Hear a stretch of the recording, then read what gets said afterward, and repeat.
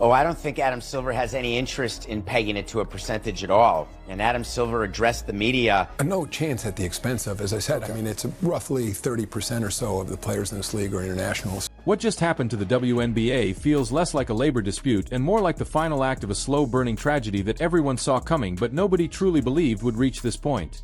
4 years, the league survived on optimism, subsidy, and the promise that tomorrow would finally look different from yesterday. But now, with Adam Silver standing at the center of the storm, the commissioner resignation rumors swirling, and Caitlin Clark's name hovering over every conversation like a ghost, the unthinkable is suddenly being discussed out loud. The cancellation of the 2026 WNBA season is no longer a fringe idea whispered by pessimists. It's a real outcome being modeled behind closed doors, and that reality alone tells you just how dire things have become. This all starts with a question that sounds simple on the surface but hides a landmine underneath it. What percentage gets this deal done? In the NBA, that question has a clean answer.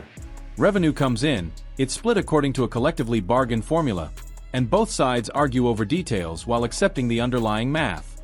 In the WNBA, that same question exposes a fundamental problem. There is no percentage that magically fixes this, because the league's financial foundation doesn't resemble the NBA's at all. Adam Silver knows that, which is why he's refused to peg negotiations to a fixed number from the very beginning, even while publicly pretending he's only hovering on the sidelines. The WNBA folds? Unpopular to who? To the large majority of the... I'm not sure I understand what you're saying. The truth is, Silver has been involved from day one. Not ceremonially, not as a last resort mediator, but as someone fully aware that if this collapses, it doesn't just reflect on the WNBA. It reflects on the NBA itself. When he addressed the media during the League Cup final in Vegas and said he'd get involved if they want him to, that was less a promise and more a carefully worded deflection. He was already there. The only thing he wasn't doing was physically sitting at the table, because the symbolism of the NBA commissioner stepping in too early would have signaled panic. And panic at that stage would have made everything worse. Instead, deadlines were extended. 30 days turned into 40. 40 turned into 70. On paper, it looked like progress. In reality, it was nothing more than a slow walk toward a work stoppage. In labor law, a strike or a lockout isn't just chaos.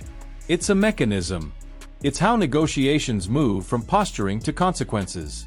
The extensions delayed that moment, but they didn't solve anything. They just pushed the league closer to a cliff while everyone pretended the ground was still solid beneath their feet. And here's where the tone of the conversation changed completely. Because once owners started privately floating the idea that Adam Silver might be forced to dismantle the league entirely, this stopped being about leverage. This became existential. We're not talking about a season. Players in the WNBA want to have a pegged revenue number and being paused or restructured. We're talking about the possibility that the WNBA, as it currently exists, may not survive to see the next tip-off. That's not hyperbole. That's the nuclear option. And the fact that serious people are even discussing it tells you how broken the dialogue has become. Adam Silver is trapped between two realities that refuse to coexist. On one side, you have players threatening to strike for money that the league does not have. Not money it doesn't want to give. Money that literally does not exist in the accounts. On the other side, you have owners who have been absorbing losses for decades, being asked to commit to a revenue-sharing model that assumes profitability when the league has never once operated in the black. Somewhere in the middle of this chaos stands Caitlin Clark, the one figure everyone keeps pointing to as the potential voice of reason, the one person who might understand that momentum can be fragile, and that growth can be reversed far faster than it was ever achieved. Watching this unfold feels like watching a building burn while everyone argues about who should pay for the fire extinguisher. The league is in crisis, and yet the central question nobody seems willing to confront head-on is the most uncomfortable one of all. At what point does fighting for more money turn into fighting yourself completely out of a job? At what moment do you realize that killing the golden goose doesn't make the eggs bigger? It just leaves you with nothing at all. The core of the dispute is deceptively simple. WNBA players want a revenue model similar to the NBA's, where salaries are tied to a fixed percentage of league revenue. On principle, that sounds fair. On paper, it sounds progressive. In practice, it ignores decades of financial reality. Adam Silver isn't saying no because he doesn't believe in the players. He's saying no because NBA owners are saying no. And they're saying no because that model doesn't account for the mountain of debt the WNBA has accumulated since its inception. Before anyone talks about splitting profits, those losses have to be addressed. You can't divide what isn't there. That's why the owners pivoted to something they could actually quantify. Instead of percentages, they put guaranteed numbers on the table. Numbers they could budget for. Numbers they could defend to investors. Numbers that, by any objective standard, represented a massive leap forward for the players. Minimum salaries climbing dramatically. A max salary jumping to $1 million. Average pay rising into the low six figures. Incentives that could push top earners even higher. This wasn't a token offer. This was owners attempting to balance ambition with survival. And yet, it wasn't enough.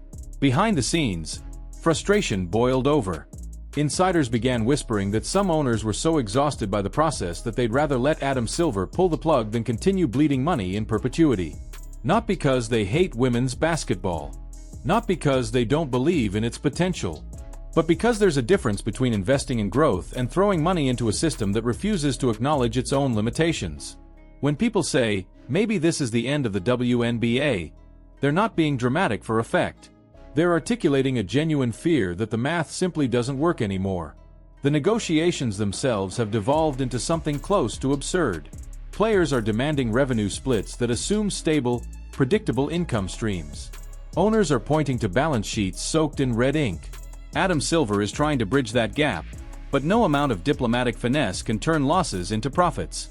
Basic math doesn't bend to public pressure, social media campaigns, or moral arguments. It just exists, cold and immovable. As if that weren't enough, leadership itself has become part of the battlefield. Reports that Kathy Engelbert's job could be on the chopping block only added fuel to the fire. When players lose confidence in the commissioner, and some owners quietly agree that a reset might not be the worst idea, it signals a deeper rot. Healthy labor relations don't involve everyone wanting the same executive removed. That kind of unity usually only happens when trust is completely evaporated. Still, the offer remained on the table. $1 million max salary. An average salary that would fundamentally change the financial reality of most players' lives. Incentives that pushed total compensation into territory the league had never seriously approached before. Compared to a current max barely over $200,000, this was seismic. This wasn't a cosmetic adjustment. It was a reinvention of the pay structure. The response from the players was swift and stunning. Not only did they reject the deal, they overwhelmingly voted to authorize a strike. 98%.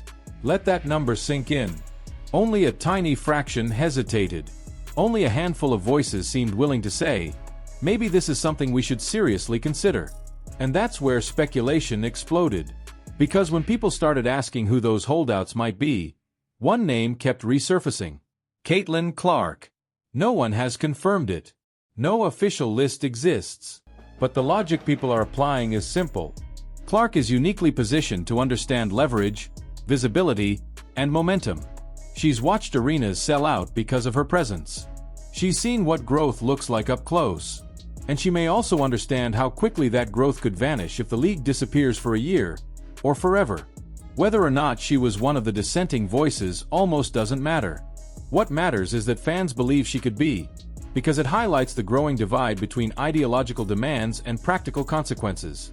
There's an uncomfortable truth buried under all of this rhetoric. The deal on the table is objectively better than what currently exists. Dramatically better. For many players, it would mean doubling or tripling their income. It would mean financial security that was previously unimaginable. That doesn't mean players aren't allowed to ask for more. But it does mean that rejecting such an offer carries enormous risk. Risk not just to owners or executives, but to the very existence of the league itself. This is where emotions begin to overtake logic. Some will argue that accepting less than a revenue percentage is a betrayal of principle. Others will argue that principles don't pay bills when the business collapses. The owners, for all their faults, have been absorbing losses year after year. They've been subsidizing operations, hoping that visibility would eventually turn into profitability. And now, when they finally offer a tangible step forward, they're being told it's still not enough. A labor expert laid it out bluntly in a recent appearance, and his words cut through the noise. Adam Silver has been involved all along, But even he can't rewrite financial history. The WNBA has lost tens of millions of dollars annually for decades. The NBA has covered those losses out of goodwill and long-term belief. But goodwill has limits, especially when the model being demanded assumes a level of success that hasn't yet been achieved. A percentage-based salary structure only works when revenue is robust and predictable. When income barely covers operating costs, tying salaries to revenue becomes a recipe for deeper losses. Owners want fixed numbers because fixed numbers allow planning. They allow debt reduction. They allow the possibility, however distant, of eventual profitability. A fluctuating percentage model, in this context, feels less like fairness and more like gambling with a loaded deck. So here we are. Players demanding a slice of a pie that hasn't finished baking. Owners warning that if the demands don't change, the bakery itself might close. Adam Silver standing in the middle, knowing that every decision he makes will be criticized from all sides. And hovering over it all is the possibility that the 2026 season simply won't happen. Not as a threat, as a consequence. If the WNBA folds, expansion fees, broadcast deals, and long-term plans won't matter. They'll become footnotes in a story about ambition outrunning sustainability. The tragedy isn't that players want more. The tragedy is that everyone involved may be pushing so hard for their version of justice that they end up with nothing at all. And that brings us back to the question nobody wants to answer. At what point does standing your ground stop being brave and start being destructive? At what point does leverage turn into self-sabotage? Because history is full of movements that overplayed their hand, convinced that momentum was permanent, only to discover too late that it was fragile. Now I want to hear from you. Do you think the players are right to hold out for a revenue split, no matter the risk? Or do you think rejecting this deal could end up costing the league everything it's built so far? Is Caitlin Clark the voice that could shift this conversation, or is it already too late? Drop your thoughts in the comments, and if you want to stay on top of every twist in this unfolding saga, make sure you like, subscribe, and turn on notifications. Because this story is far from over.